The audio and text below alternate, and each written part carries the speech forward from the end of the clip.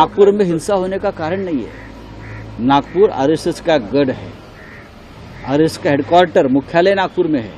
वहाँ मोहनराव भागवत जी बैठते हैं, पूरा हिंदुत्व का प्रखर हिंदुत्व का कुंबा वहाँ बैठते हैं।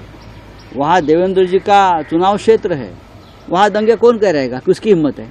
गृह मंत्री देवेंद्र फडणवीस जी है, मुख्यमंत्री देवेंद्र जी है, वहाँ भारतीय जनता पार्टी के प्रदेशाध्यक्ष बावनकुळे नागपुर से है और 4 मंत्री आसपास है। कोई हिम्मत कर सकता है?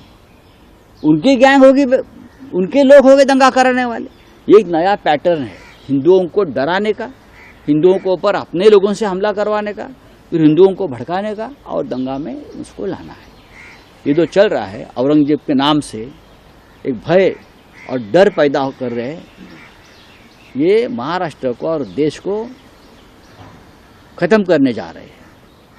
अगर देवेंद्र जी फडणवीस में दम है तो जो दंगेखोर है ना, उनको मखौका लगाइए। औरंगजेब की कब्र की बात आप करते हो, क्यों उखाड़ने की बात करते हो आप? हम क्या कर सेवा करेंगे? क्या जरूरत है? जब बाबरी के लिए हमने कर सेवा की थी तो कांग्रेस की सरकार थी, राष्ट्रपति कांग्रेस के थे, प्रधानमंत्री कांग्रेस के थे। अब तो आपकी सरकार है ना महाराष्ट्र में और दिल्ली में, तो कर सेवा की जरूरत क्या है? जाओ मोदी जी के पास, एक ऑर्डर आदेश निकालो और सीपीडब्ल्यूडी के लोग जो है, केंद्रीय लोक निर्माण जो कहते हैं ना सीपीडब्ल्यूडी पीडब्ल्यूडी, उनके लोगों को बोलो जाओ तोड़ो, हिम्मत है तो आप तोड़ो ना। आप क्यों जाते हो? आप इतनी मशक्कत को क्यों कर रहे हो भाई?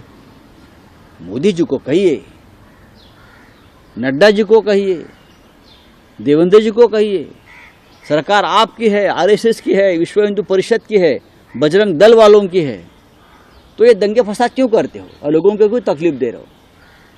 जाइए, 4 लोग जाइए, नरेंद्र मोदी जी, देवेंद्र फडणवीस, अजित पवार, एकनाथ शिंदे, वहां जाओ, क्या बोलता है उसको, फावड़ा बिवड़ा लेकर जाइए और जो जिस कब्र के बारे में आप दंगे करवा रहे हो ना, आप खुद ही हो, निकाल दो। लोगों को क्यों भड़का रहे हो भाई? आपकी सरकार है।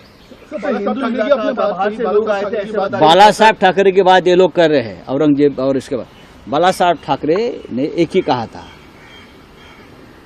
हमारा मतलब, हमारा जो एक ध्येय है वो सिर्फ अयोध्या में राम मंदिर बनाना है, और अगर बाबरी उसकी आड़ आ रही है तो हम बाबरी को हटाएंगे। और हमारा एक ही मस्जिद से झगड़ा है, एक ही कब्र से झगड़ा है, और कोई बात हमारे मन में नहीं है। ये बाला साहब ठाकरे जी ने कहा था, हमारा कोई झगड़ा नहीं, हमारा झगड़ा बाबरी से है, हम बाबरी को हटाएंगे। बाला साहब जी ने करके दिखाया।